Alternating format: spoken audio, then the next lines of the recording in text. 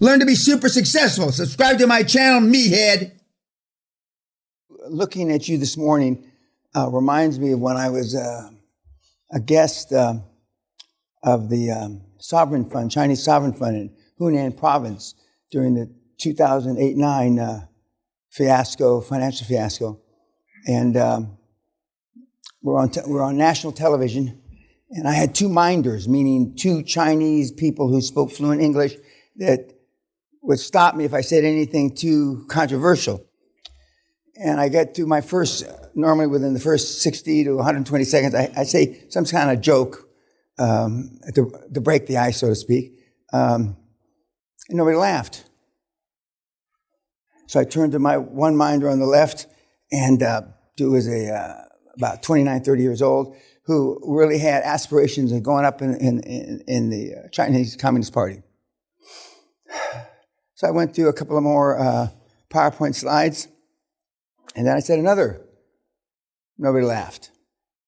In fact, like some of you are moving your heads a little bit, no smile, no nothing. So I said, fuck. I'm thinking to myself, fuck, something's not right here. Because the second one, I always get a goddamn laugh. So then I asked the other minder, thank you, the other minder, I said, what the fuck's wrong? And he says, you got an open mic. I said, oh, I didn't promise, but I kind of promised I wouldn't use too many bad words, and which is not easy for me. So then I said, does everybody understand, does divorce mean the same thing here as it means? Oh yeah, he said, they all understand divorce. And so I turned to the audience, there was 200 CEOs, all wearing the same thing, all looked like the Men from Black, you know that movie? And so I made a little joke about divorce, and everybody roared. Everybody either knew somebody that had gotten fucked in a divorce or had been fucked in a divorce. And so we were, back online. But the other minder, the one that wants to go up in the political party, said, Mr. Peña, these people are being forced to be here. This is involuntary. So then I covered the mic and said, what? He says, yeah. And whereas they had told me, not the opposite of that, but that I had a lot of fans there, yada, yada, yada. But all of these 200 CEOs were being forced. And when the Chinese government tells you to go to a deal, you go to it. So just as I'm going to be rearranging slides this afternoon based on when I read your stuff at lunchtime, man plans and God laughs. And so the couple hundred hours that I'd done in preparation for that first presentation and 3 or 4 other presentations that were keyed on the first presentation, all that work went down the toilet.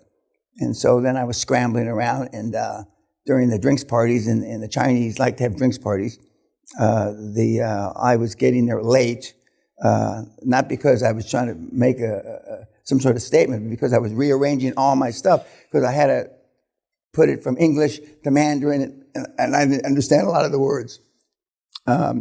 But that's what I'm going to be doing today at lunchtime. And the stuff that you saw last night, we will talk about a couple of them this morning. We will talk about a couple of them later on in the day, and then we will talk about a couple of them after lunch, because we had a number of things. And for those of you that can't remember what you wrote, I would suggest that because you will have already turned in your homework, and so some of you, because you're thick as 2 short planks, that means you've got shit for brains. When somebody says you're as thick as 2 short planks, it means you've got shit for brains. But they don't say the shit part. But since most of you have shit for brains, you may not remember. So make sure that you're capable of commenting on all the things you saw last night later on in the day. And don't tell me that, well, I sent it to Kim for my homework. Everybody understand that? Okay. To say that this week is going to be transformational is an understatement of biblical or Quran proportion. It is transformational. I've said for a number of years now, and now people are talking about we were in a bull market from the last 10, 11, 12 years, depending on what you call a bull market. Low interest rates until just recently. And a rising tide raises all boats. And then about 2 years ago, when I said the tsunami was coming, virtually nobody listened to me. And it came. And for those of you that have stock portfolios, you know what happened to them. But the worst is yet to come. But that's not what the seminar is about. Because when we go over some data, in the 15, 18 years ago, when we had people here from MIT and some of the upper echelon schools, they said the future of the world is data, Mr. Peña. I didn't even know what they were talking about. Now I see phone commercials from Verizon, etc. I've got no data. I don't know what that means. But about a year and a half ago, the phone that I've had since some of you were in school stopped working. So we went to an AT&T, and I've had the same phone number for about 30 plus years. We went to an AT&T store, and I told Sally, I said, I don't know what they're going to sell us, but they're going to sell us something. My phones were still 3G.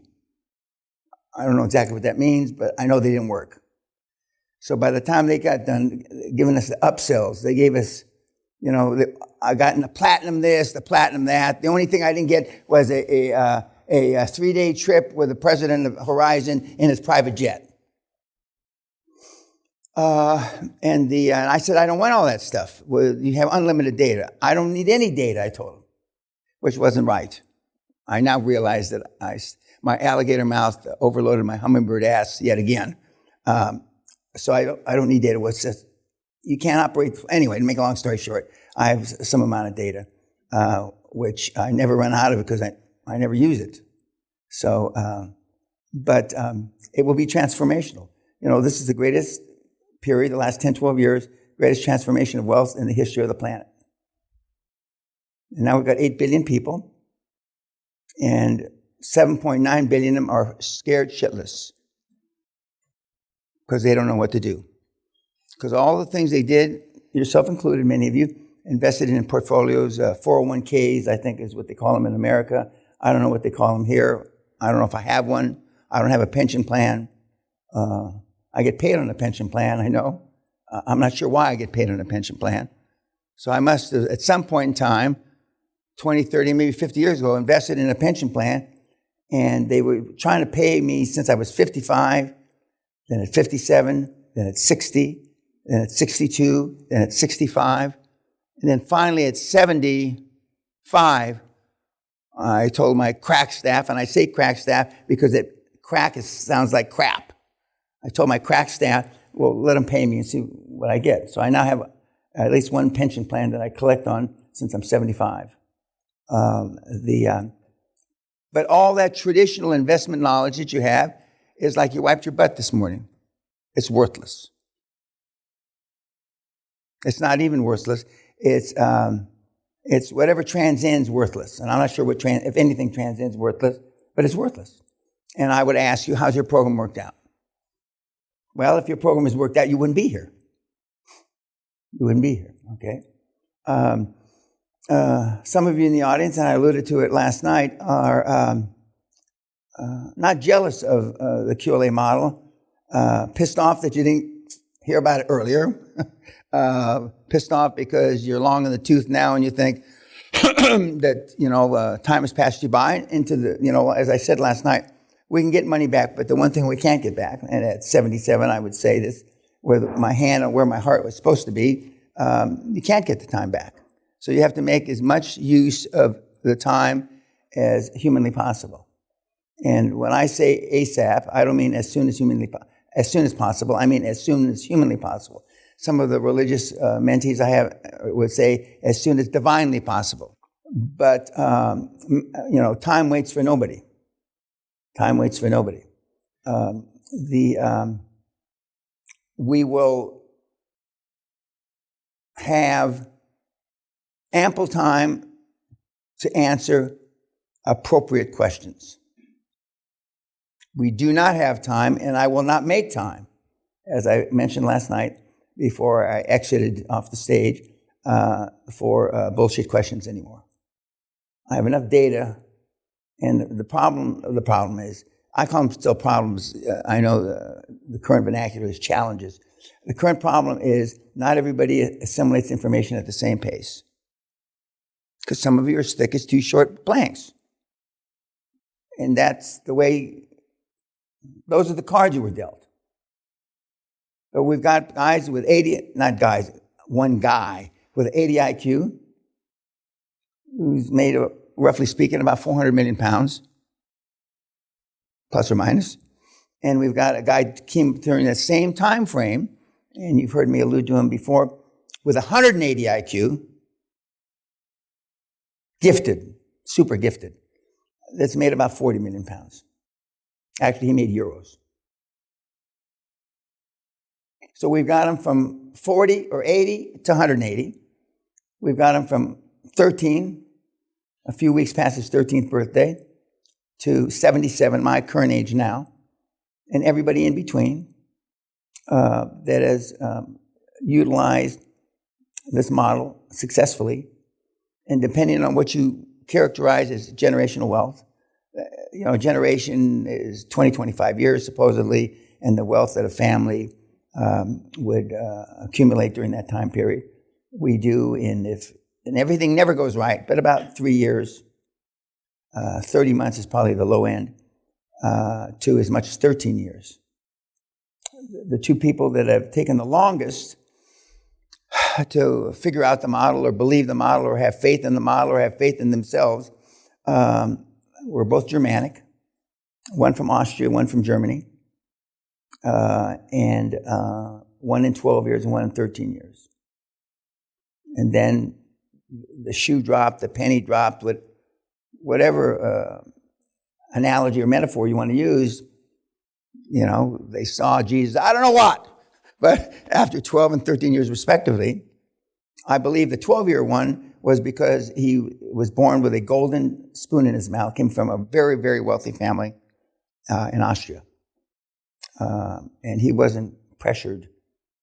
I remember just for a very short period of time, I was his chairman until I saw just how wealthy he was, that I realized that I wasn't going to add any value because he wasn't going to listen to me because he had oodles of money, And when Sally and I went there for Christmas many years ago, and the first 2 days, we didn't spend any time talking about the deals or nothing. We went there's a big festival in Salzburg, I forget, and his family's one of the co-founders from 1248 and blah, blah, blah. Nothing happened. And so I soon thereafter resigned as chairman because he was going to see the Pope next week, and he was this, that, and the other thing. But he finally did get it after 12 years. He could fit it in his diary, as they say. But whatever money he made, which was generational wealth, when compared to his own wealth, was not a fly on the end of the tail of a dog. Okay, the 13-year guy was a scientist that put rockets on the moon and that kind of stuff. And he used to write formulas why it didn't work. We used to have chalkboards in the other room, and he used to write formulas why not possible. Until he went to 12 seminars in a row, didn't get any discount, and then went to a hardcore. And there was about 7 or 8 fellow Nazis in the room, all saying how they got rich doing it. And then he said, I guess it does work. And we've got everybody in between. You all aspire, not all, that's an exaggeration. Most people that come here aspire to the 30, 36-month program. But now we've even got shorter, and we're going to talk about some of them. 11 months, 7 months. And I would imagine, I don't have to ask the question, that you would aspire to that program, And the 11-month guy sat right there, asked 2 questions during the whole seminar. Remember about questions yesterday, I said. Asked 2 questions during the seminar. And he asked them both of, if I remember correctly, Andres Milner, when Andres was up here on the stage, in August of 2021. And by July of 2022, last year, he had created $348 million in a tough industry, construction. asked two questions. And both of them didn't need to be asked. But in his particular case, they were important to him for whatever reason. And the thing about the Q&A is what's important to this young guy isn't important to that gal. Whether they're both as thick as two short planks or not. Because we all have different thresholds of emotional pain. We all have different amounts of baggage. We all do. Where that woman is sitting back in the back, we had a woman a few seminars ago who was a retired, very senior gal from corporate America. Okay, she had fought her way up before they, in my opinion, this is one man's opinion, before they promoted women just because they were women, which happens. And if you don't know that, I don't know what dream world you're living in. Just like a lot of minorities get promoted because they're minorities. And she had fought her way up, and she had retired from a big company, Fortune 100 company. And she had great difficulty shaking that 43 years of corporate world that she had fought her way up. It was hard for her. It was hard for her. For that reason, because she had, all the things that she did being a young woman 50 years ago or 45 years ago that were important to whether she survived the corporate hierarchy or not, aren't important in this model. In fact, because there is no glass ceiling in this fucking thing for sure. Whether you're a chimpanzee, or, a transgender or whatever you are, okay? There is no glass ceiling here. And so it was tough for her. And for other reasons, as I've said, for doctors, lawyers, accountants, scientists, etc., virtually tied to the more education you have, the harder it is for you to do this. That's simple. The more education you have, the harder it is to do this. And we've got a lot of, data. Now I use data a lot. I'm still not sure I know what data is, but we have a lot of data. And whereas the people, and one of the reasons why teenagers are so successful with this, because they have little or no baggage. And their parents haven't had time to fuck them up. There's rare exceptions to that, but for the most part, that's why these 13, 14, 15, the 15-year-old phenom, who's now 17, Alex, I remember to say that because it's insulting for him, I guess, although he's never told me this, insulting that I keep calling him the 15-year-old phenom because he did a $53 million deal, media deal, to celebrate his 15th birthday, actually. So he was actually working on it when he was 14, but now he's 17, so, and he thinks the world's passed him by. Now, let's just talk about that a second. 15 as opposed to 45. I think the average age in here is 37. But let's say 45. A couple of you that I talked to yesterday in the one-on-one time that are in your 40s, it's now or never. One of you didn't put it that way, but what you meant was it's now or never. If I don't fucking do it now, when am I ever going to do it? Well, there's a lot of truth in that. But it's not true because you were 41 or 45 and you're saying it. It's true when you're 25. The only difference between the 25-year-old and the 45-year-old is you have less opportunity to do it again at 45. For the kids that are in here that are in their early, mid-20s, you can do this 6, 7, 8 times in your lifetime. For those of you that are in your 50s, you can do it a couple times.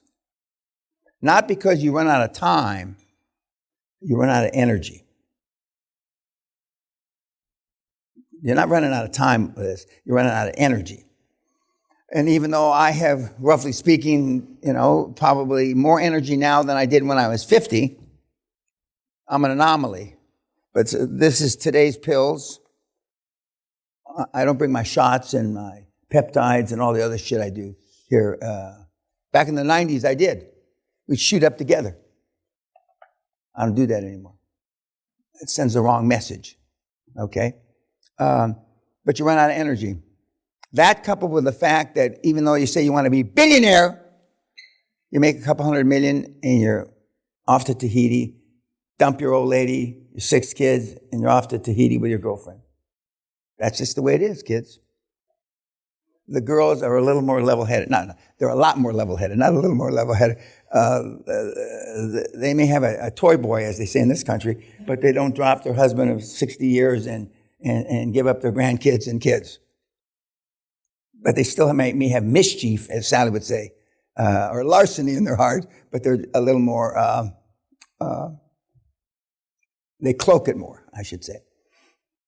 But this is going to be a transformational week, and the more from in about 10 minutes when I'll say it now, everything I say in the seminar,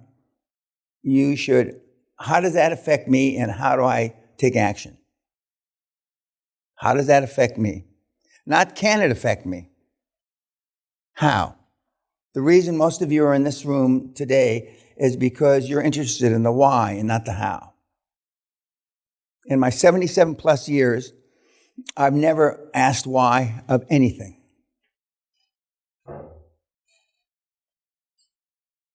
I only wanted to know how to do it and how to do it better. I've never asked why. Because the why doesn't make any difference.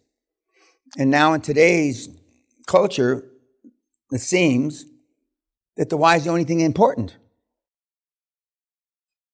Why this? Why that?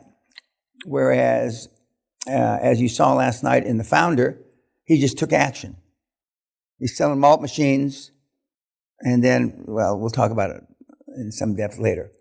But all the films that you're going to see that are about, icons, business icons, are going to be people that took action.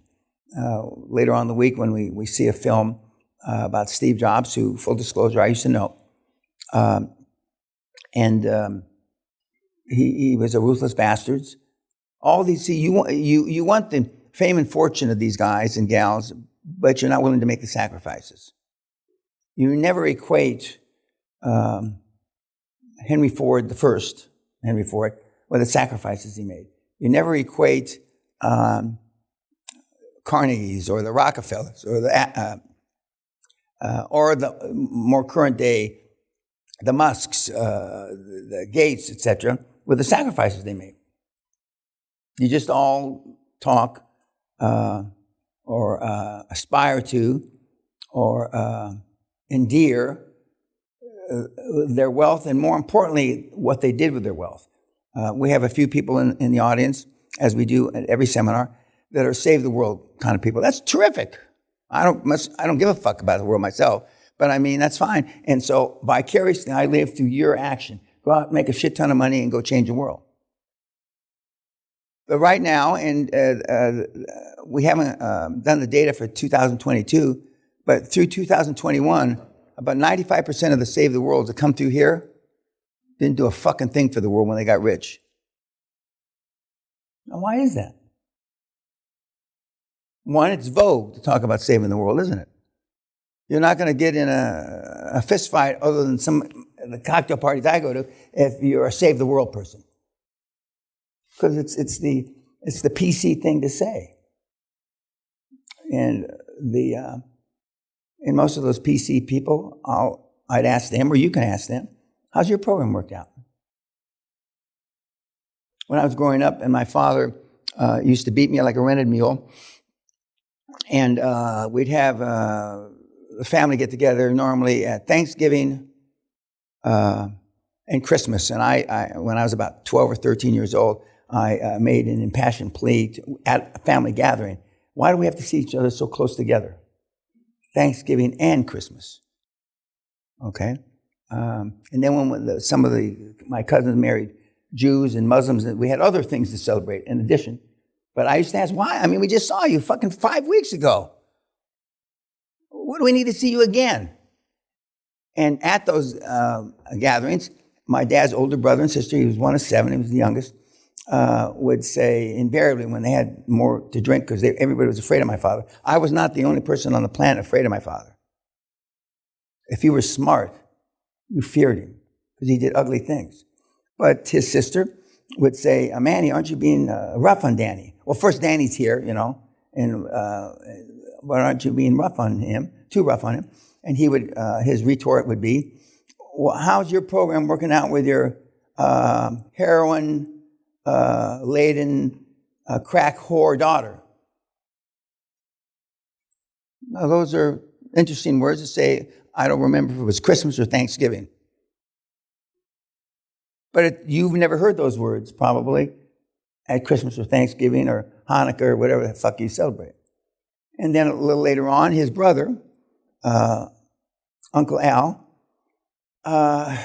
would say something to the effect, aren't you being too hard on him? And then he would say, and how's your program working out with your son doing 25 to life for murder in San Quentin? Now, those are hard things. First of all, Jesus Christ, Dan's dad must have been crass. I mean, he transcended being crass. And this is how I grew up. But he'd say, how's your program working out, to his brother and sister? And their programs were not working out. And his program, beating me like a rented mule, was working out. So everything in this program, from last night through graduation, works. The QLA model changes monthly, or what I present to you changes monthly. This is based on the best of best practices. I invariably will get emails this week from not just some of my superstars, but some of my wannabe superstars that have figured out a new way to make the model work more efficiently. There's a couple shortcuts in the model, which we'll talk about when we're not on camera. But it's not secret sauce. But one of the guys that did a deal in 26 days, the pig fucker, figured it out.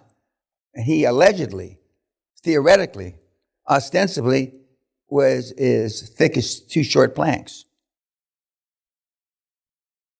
But somehow he saw through the graveyard, beyond the graveyard to the forest, to the mist, and came up with two shortcuts in the model. Okay, YouTube, go fuck yourself.